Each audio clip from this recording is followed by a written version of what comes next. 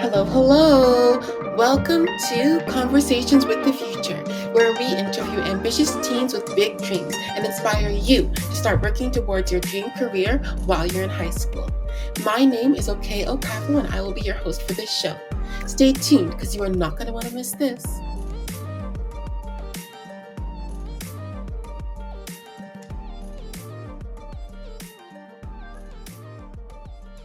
Hi, everyone. Welcome to season 2 of Conversations with the Future. As you all know, I am the host of this podcast, and my name is Okey Okafo. This season promises to be an excellent one, filled with insightful conversations with some of the most exceptional teens that I know, as well as opportunities to learn and to develop ourselves in every way possible. I have no doubt that the conversations that we will be having throughout this season will inspire and challenge you to start working towards your futures and to start setting goals, and most importantly, to start working towards those goals. Now it's time for me to introduce our first guest of the season, Nantume. I've never actually met Nantume in person just yet. However, one day I was just scrolling around on LinkedIn, and then suddenly I stumbled across this post made by my school saying that a girl from Uganda named Nantume would be coming to Ridley on scholarship for the 2023 to the 2024 school year. Nantume has been called a changemaker by many, and at the end of this interview, I think you'll understand why. Nantume has been involved in a number of activities and has received numerous accolades that showcase her passion for serving humanity, helping the less fortunate, supporting the underprivileged, and shaping a brighter future for generations to come. Her future goal is to uphold people's rights as a human rights lawyer, and I am so excited to get into this interview so that you guys can all learn from Nantume and the wonderful insights she has to offer. So, without further ado, let's welcome Nantume and get this interview going. Thank you so much. It has been a great introduction that I've never had myself. And thank you so much. And I'm humbled to be here today. It's amazing. Thank you so much. I'm so happy that you're here. So, without further ado, let's just get right into the interview. And my first question for you is just going to be for you to just talk a little bit about who you are. So, perhaps talk about your cultural background, where and how you grew up, and where you live, your early learning experience, your family, your interests, anything you want to tell us to introduce yourself to the audience and to me. It's such a nice question. Thank you so much. I am a high school student, currently at Ridley College, although I'm not going to the school yet. But I have grown up in rural Uganda with my parents, my five siblings, and my community, of course. And this upbringing has provided me with a strong sense of community and family values. And in terms of what I enjoy sports, I enjoy music, dancing, and many more collaborative acts. That's great. Thank you for sharing your interest with us. All right. So my next question for you is to ask, how do you think your upbringing has shaped you into who you are today in terms of your values, your goals, and your ambitions? That's a good one. My upbringing in a village with limited financial resources has not stuck my aspirations and determination. So since I was a young, or when I was with when from a young age, my father taught me the power of dreams and the potential for positive change, and I am maturing. So various experiences are molding me into a resilient and passionate individual. So meeting my mentor Doniok was an turning point on my side, and her unwavering support and guidance opened doors to opportunities, and I am deeply grateful for the continuous encouragement and backing from the people I've encountered along my journey. Their collective support fires my energy to pursue my ambitions and make a meaningful impact. That's amazing. I'm so glad that you've had all of those experiences that have shaped you into who you are and have and I loved what you said about your dad telling you the power of dreams and the power of making an impact. I think that that is so valuable to have people in your life from a young age who can speak into your life and who can inspire you in ways that you never would have been able to otherwise. So I'm so glad that you have those role models in your life, like your dad and Don York. And I think that's really important to have mentors and to have people that you look up to. So thank you so much for sharing that with us. Um, so my next question for you, I've already touched on this a little bit in the introduction, but if you could just expand on this, what are your aspirations for the future? So, what do you want to study in university? What universities are you looking at? And most importantly, what is your dream career for your future? Thank you so much for asking. In terms of, I'll start with the universities. Um, I personally, I would like to study at Harvard or Oxford, but mainly Harvard because it's where I've had research saying that it's the best law school, and for my career, I love serving humankind to attain their rights and equity, and I want to become a human rights lawyer who sees beyond gender, skin color, age, so I can make a difference in the lives of the voiceless. So I think, That's yeah, I would go in for Harvard if I have the opportunity to. That's great. Yeah. Harvard, that's a huge goal, but with the path that you're on now and your the hard work that you've been putting in up until this point and all of the different experiences that you've garnered, all of the impacts that you've had so far, I think that that's really going to position you well to go to that type of a school. So I really hope that you achieve that goal and that you're able to attend the school of your dreams. And of course, that's what we want for everybody, right? So that's amazing. And Thank you. okay, so my next question is I know that you aspire to be a change maker and ensure equity and to uphold people's rights. Can you talk about how becoming a human rights lawyer will help you to achieve this goal and make an impact in that particular way? Like I talked about why I would like to be that lawyer. Specifically, becoming a human rights lawyer with a commitment to seeing beyond gender, skin, color, and age can allow me to make a profound difference in the lives of voiceless individuals through advocacy for equal rights, inspiring change, and very many others. And I also believe that achieving my goal requires not only legal expertise but also empathy, cultural sensitivity, and commitment to curious learning. Yes, that's so true. Legal knowledge is definitely important. It's important to have that knowledge in your mind. It's important to go to school and to study and to have those important insights in mind.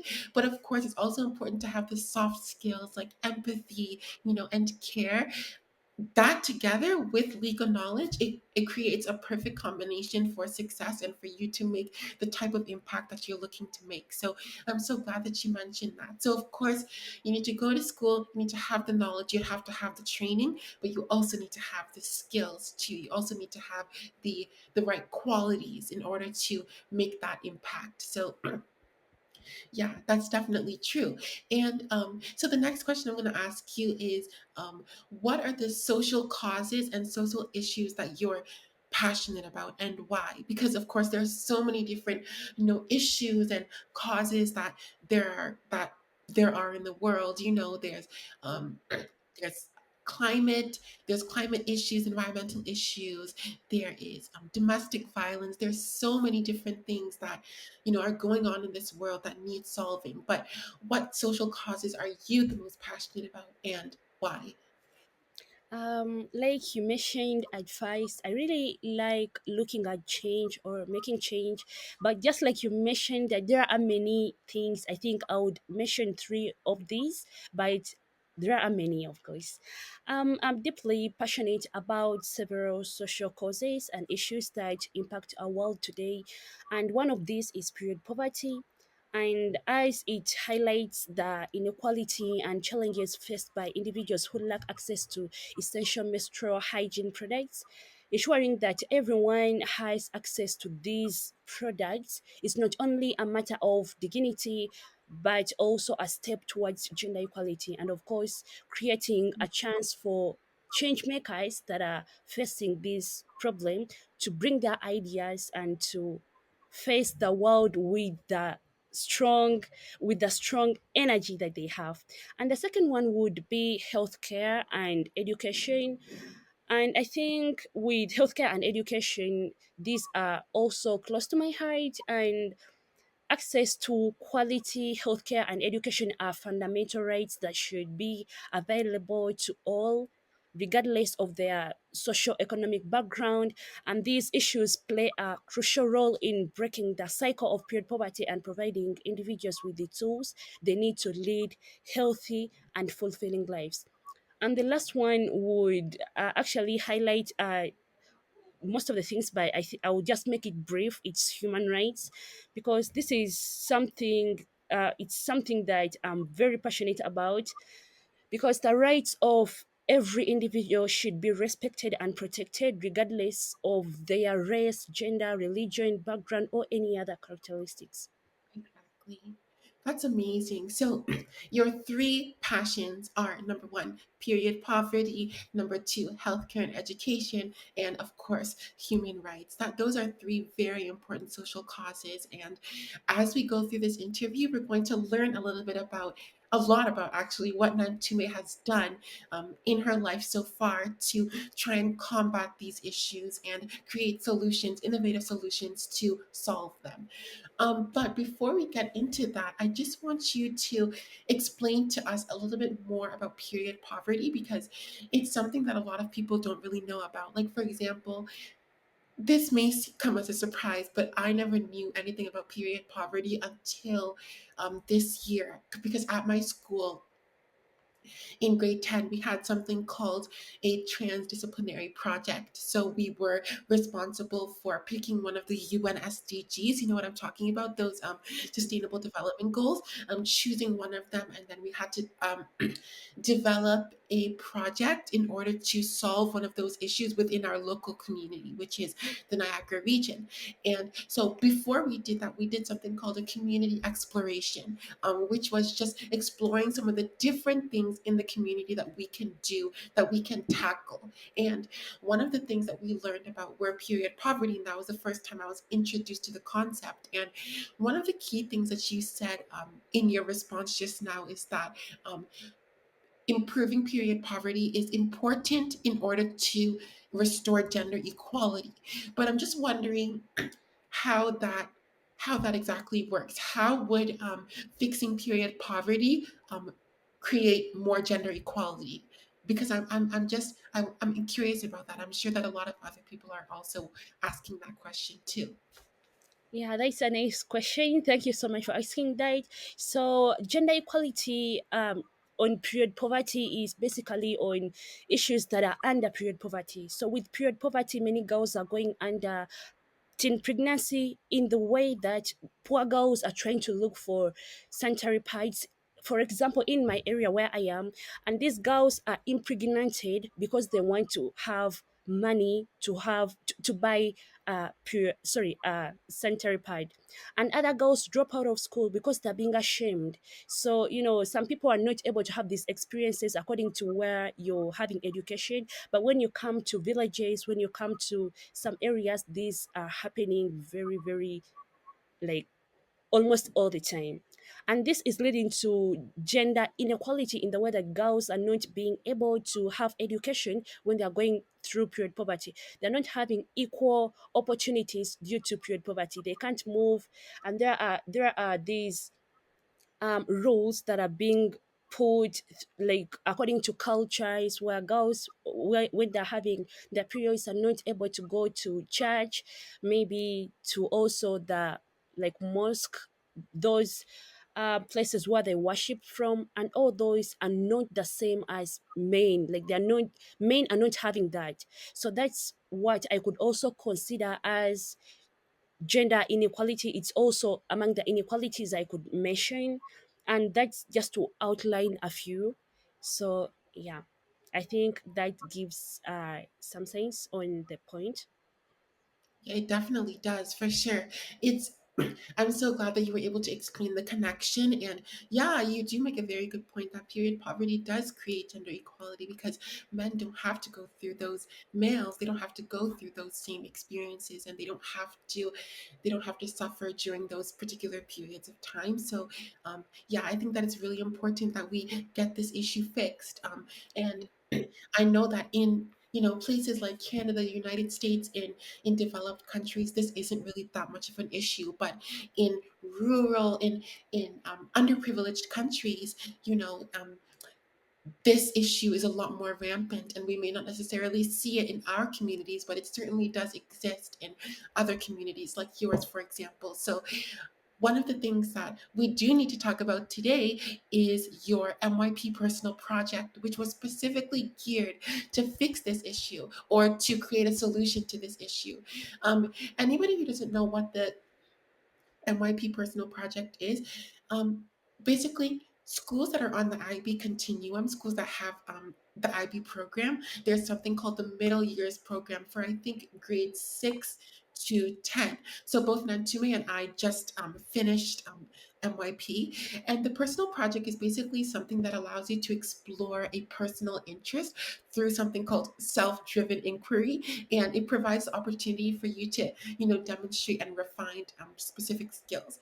Some people don't take the MYP personal project that seriously just because it's not something that is um, graded. It's not something that is important for university necessarily. It's not something that is really looked at for your future. However, Nantume took it very, very seriously, and she took it to the highest level. So I'm not going to steal the thunder from her. I'm going to let her talk about it. But Nantume, can you tell us a little bit about your personal project?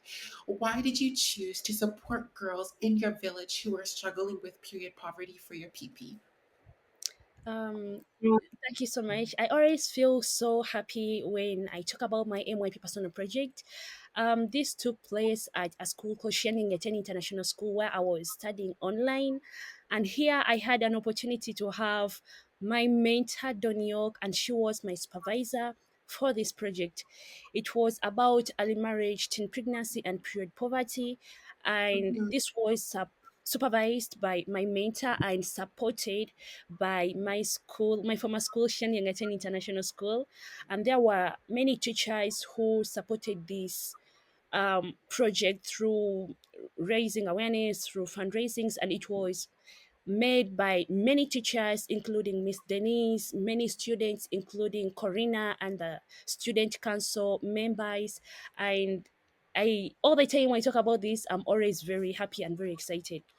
So about the solution that I did for this, I taught girls how to sew reusable sanitary pads with the money that was collected by my school. And here I was able to support over 100 class girls where I reached to them, to their school, and I gave them pads so that they can remain in school. I provided counseling. And here we were actually working under a tree because by then I didn't have a place where to put these girls. And Wow. yeah, briefly, that was my NYP personal project. It focused on that, and it came to be in action after the support of the school and the guidance of my homeroom teacher as well, Miss Sami. And everyone at Shanliangeten International School made it possible through their fundraising. That's so amazing. Wow. So, just to recap, you taught girls in your village how to sew reusable sanitary pads. Is that correct? Yeah.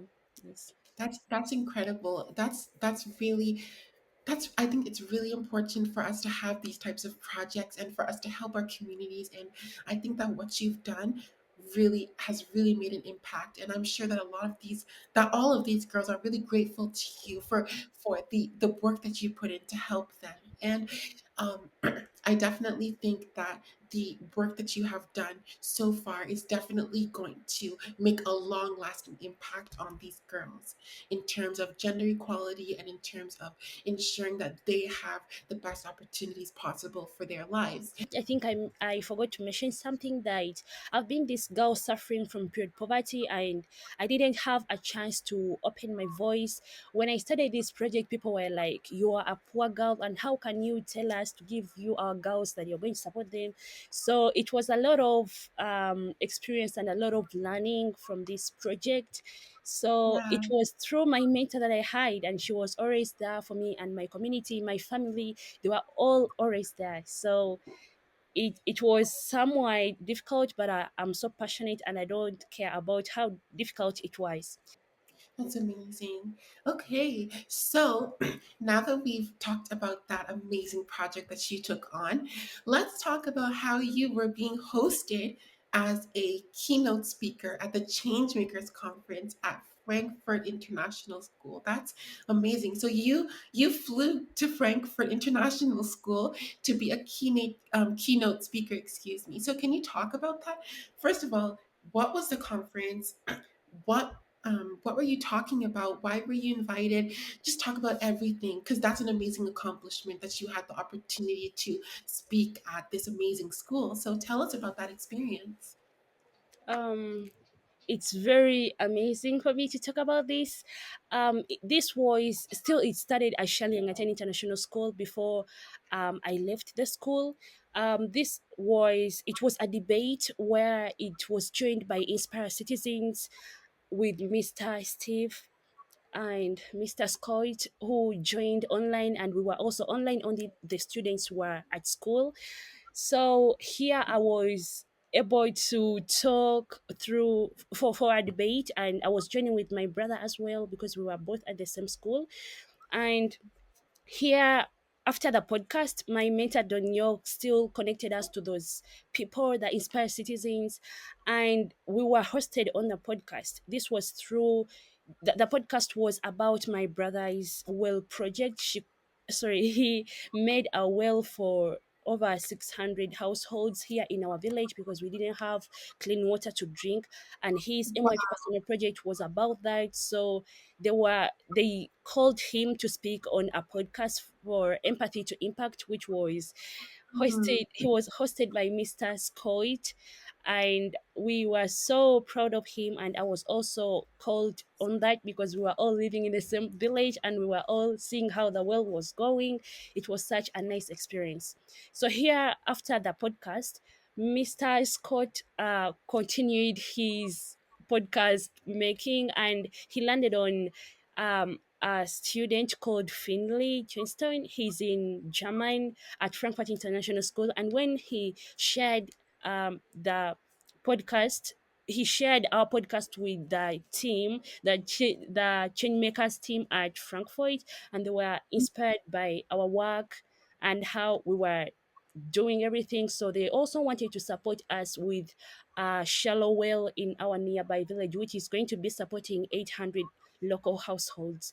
And we Wow. are very excited for this to take place.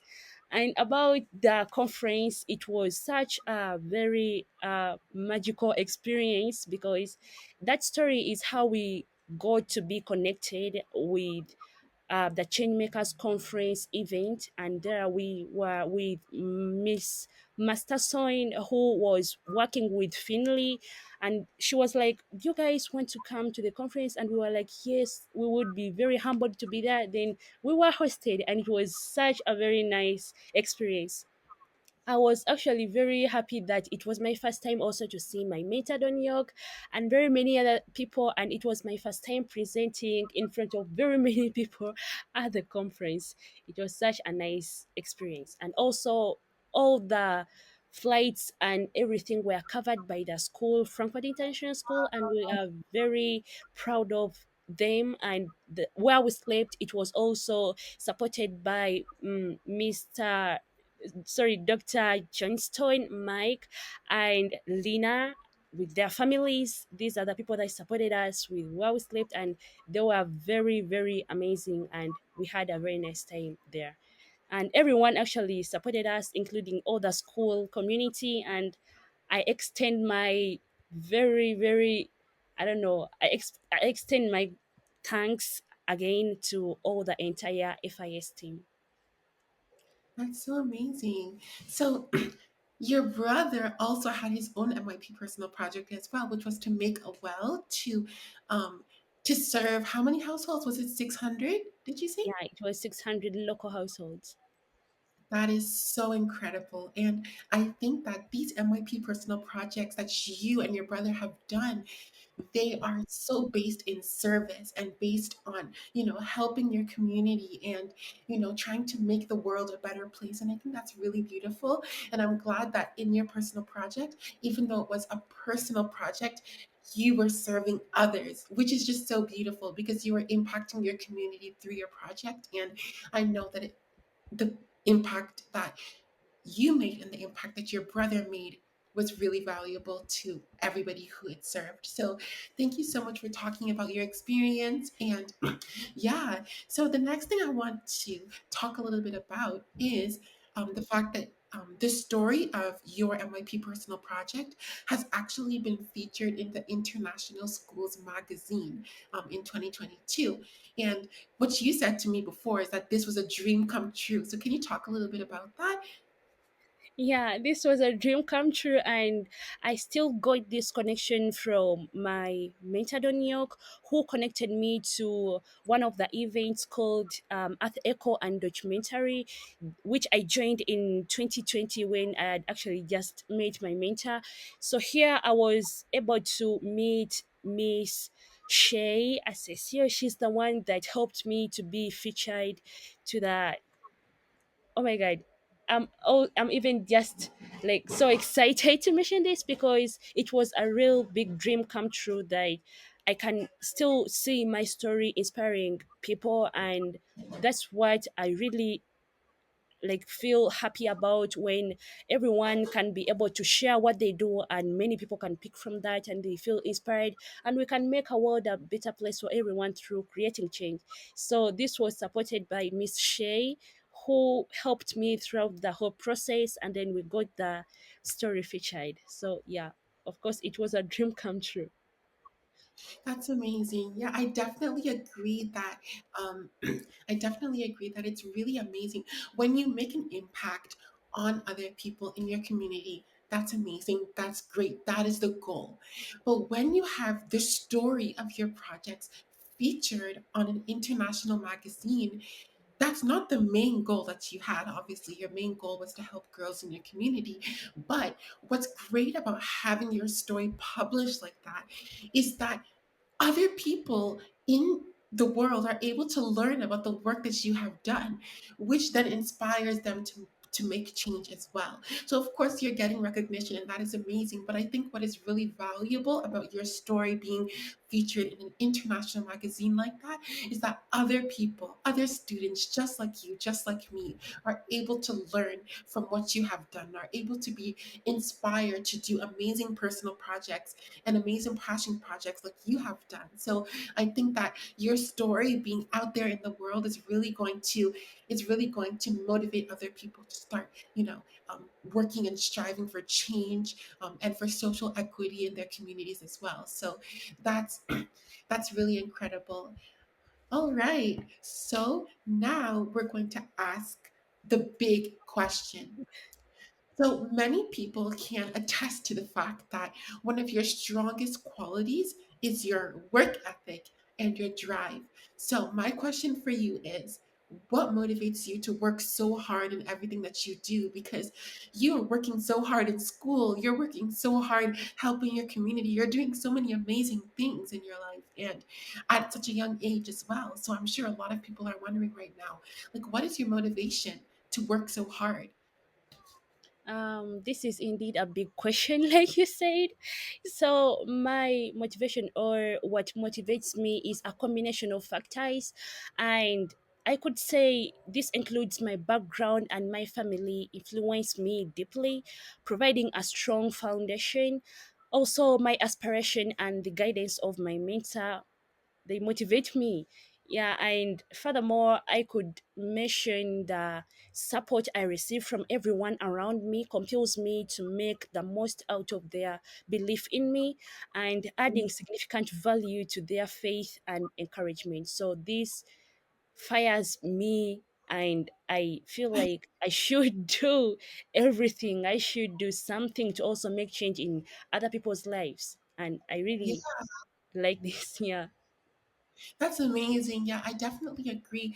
When people put their trust in you and people believe in you and people provide you with the resources, you want to be able to do the most with what you've been given and make the most impact, right? Because if people are putting so much trust in you, you don't want to let them down, right? You want to make the most of what has been made available to you and really be successful and really show them that the work that they have, the resources and the support that they have given you, that it was not in vain, that there was a purpose for what they have done for you, and the resources and the support that they have given you, it paid off in the end and in your favor and in the favor of many other people in your community. So that's a great answer. What motivates you are the people around you who will support you and provide resources for you, and you really don't want to let them down. You really want to show them that what they have done for you, that it paid off in the end. So thank you so much for that response. Um, now the interview is already coming to an end, which is really surprising me because I feel like we've only been talking for 1 second. But I do want to ask you about your community based organization called the Youngsters Appeal. I actually know nothing about this other than the fact that it's called Youngsters Appeal because you haven't talked to me about it before. So I'm very interested in learning about that. So can you tell us about what your organization is, when you started it, what it does? Just tell us everything about it for the next couple of minutes. I hope it's not surprising when I say this is the story behind my MYP personal project. So all I mentioned about my MYP personal project is the reason as to why I have um, Tying youngsters appeal, or this is something that I want to continue supporting girls, teaching them how to make their own reusable sanitary pads, because there are many girls that are suffering. There are many girls in other villages and also in my community, because I'm having over 80 villages in my community and I've not even supported a half of them, and I feel like I should do this. And if people are trusting me, if people are supporting me, why can't I do this? I feel like I can, and I'll do my best to do this. So my mission is to nurture a girl child, and through this, it's covering many things that are behind period poverty. Like I mentioned, there is dropping out of school, there is teen pregnancy, there is early marriage, and these girls need counseling. These girls need someone to talk to, and this is all covered in Youngsters Appeal.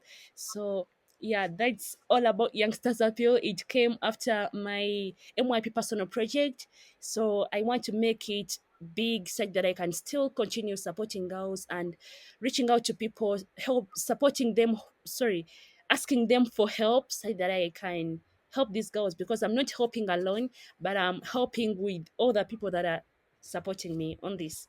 And also, I think I can still mention this, that it's not only about giving out money to me to support these girls, it's also about giving me a signature on my petition that I created, where any signature they put is speaking something big for a voiceless girl.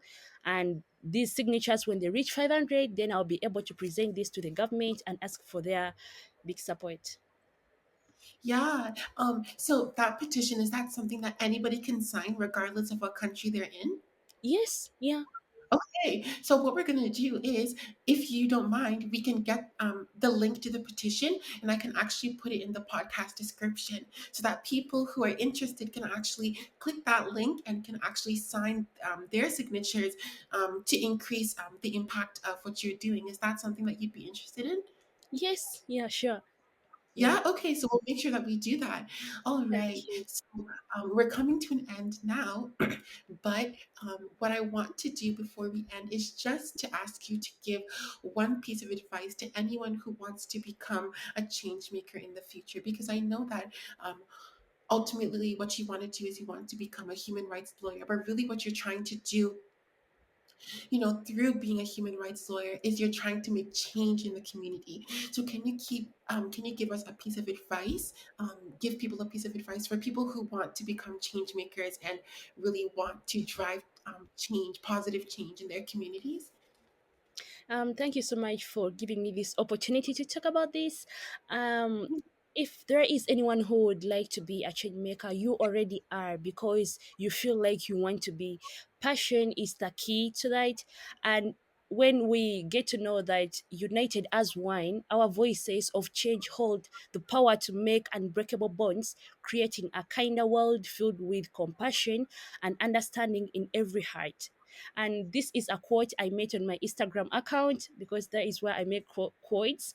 To continue with the question you asked me, anyone that would like to do change, most of the people will be like, for me, I don't have a background that is inspiring or anything that is inspiring to start with, or that would give me a way to start, but you have it. What you have is enough for you to make change, as long as you are having a collaborative, like you're having a team to work with. Passion is a key, and you have the power, you have the energy, you have the voice, you have it all. Stand up and support in any area that you feel passionate about.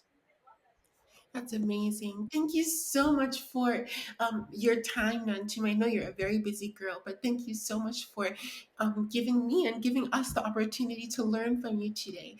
Um, I think what's really key about what we've learned from our conversation is today is that, through kindness and collaboration, we should be voice and unity that transforms the world, right? I definitely I definitely am inspired by what you said about how, you have your personal project and where you were helping girls with period poverty, but you didn't want it to just stop at the project. You wanted to create an organization to continue to do that work.